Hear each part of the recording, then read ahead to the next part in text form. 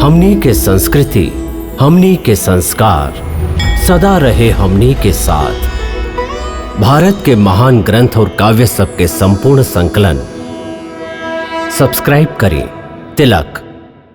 सूर्योदय के समय सूरज के ओर मुंह करके वंदना करे से शरीर स्वस्थ होला, मन में प्रकाश आवेला और जीव के अंदर ऊर्जा बढ़ेला। यही समय योग साधना के खातिर भी उत्तम होला। योग कहा? योगः चित्त वृत्ति निरोधः, मन के सगरे वृत्त के रोक के एक ही केंद्र पर मन के ध्यान लगावे के योग कहल जाला।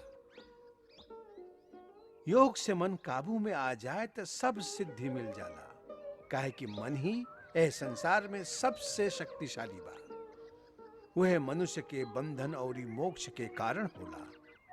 वह पाप और पुण्य के कर्ता है। पुण्य कहा, पाप कहा गुरुदेव? कोई जीव के दुख दूर करल, ओकरा सुख पहुंचावल, ओकरा से प्रेम करल, यह पुण्य है, यह धर्म है। और केहू के पीड़ा दिहल, केहू के मन दुखायल, यह अधर्म है, यह पाप है। प्रेम ही पुण्य है, घृणा ही पाप है। यही पाप पुण्य में घिराइल जीव एक योनि से दूसर योनि में जन्म लेत, मरत और फिर जन्म लेत रहेला। ई जन्म लहल कहा गुरुदेव? मरण? गुरुदेव, ई मरण का होला?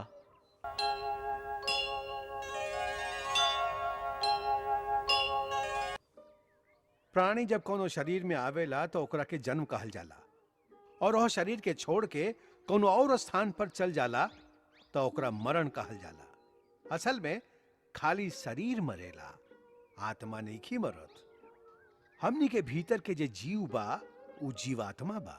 हमनी के जीवात्मा ज्योति कण के तरह समय के अनंत लहर पर बहत चलल जाला, बहत चलल जाला। असल में हर जीवात्मा यह अनंत पथ पर अकेले ही सफर पूरा करेली। रास्ता में द्वीप की तरह कई गो धरती, कई लोक आवेला। जवा हमनी का जन्म ले ली जा, जवा हमनी के जन्म लेके दूसर जीव के संगे मिले बिछुड़े, दोस्ती दुश्मनी के खेल खेली ले जा। फिर वहां के शरीर भी छोड़ के हमनी का समय के लहर पर फिर से अकेले ही आगे चल दे ली जा। बिछड़े वाला के मोह थोड़ी का दूर तक पीछा करेला, बाकी जीव तो नया नया रूप धारण करेला। नया जन्म होवे तक वो कई नया नया लोग के बीच नया नया रूप में अकेले ही भटकत रहेला, भटकत रहेला, भटकत रहेला। एकर अंत कहा बा? अंत खाली मुक्ति में बा, और मनुष्य मुक्ति तब्बे पा सकेला जब पाप और पुण्य दोनों से परे हो जाए। काहे कि पाप और पुण्य दोनों ही जंजीर बा, एगो लोहा के, एगो सोना के। बाकी जब तक जियत रही कर्म तो करबे करी। उ कर्म या तो पाप होई या पुण्य होई। फिर प्राणी कैसे निकली माया के बंधन से? तू ठीक कहला राम, कर्म तो कर ही के पड़ेला। बाकी जब कर्म निष्काम कर्म हो जाला, फल की इच्छा से रहित हो जाला, तब जीव कर्म फल से मुक्त हो जाला। एकर दूगो सरल तरीका बा, एगो भक्ति और दोसर साक्षी भाव के अभ्यास कईल। माने कर्ता के अहंकार छोड़ल, कर्ता होके भी दृष्टा बनल। कर्ता होके भी दृष्टा कैसे बन सकेला गुरुदेव? हमरा पास आवा, हम बतावत हई।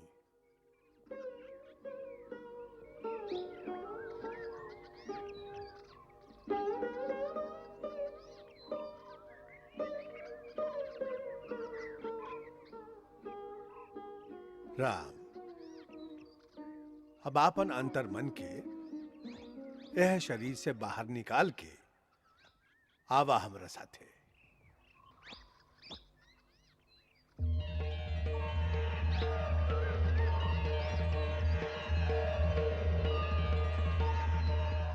अभी हिम्मत से देखा, अहंकार और माया के संसार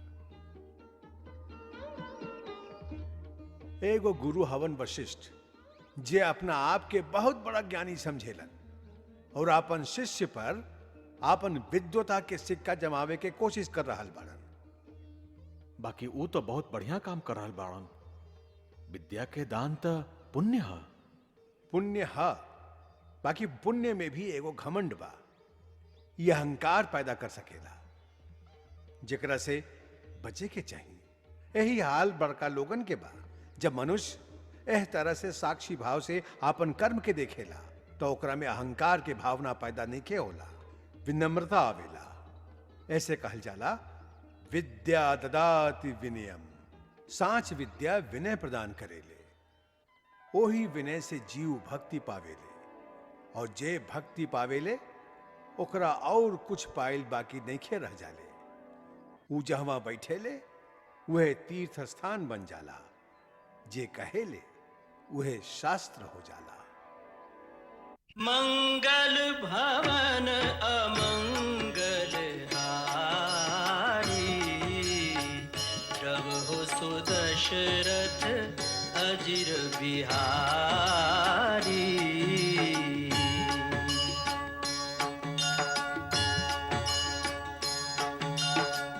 सीताराम चरित अति पावन, मधुर सरस अरु अति मन भावन।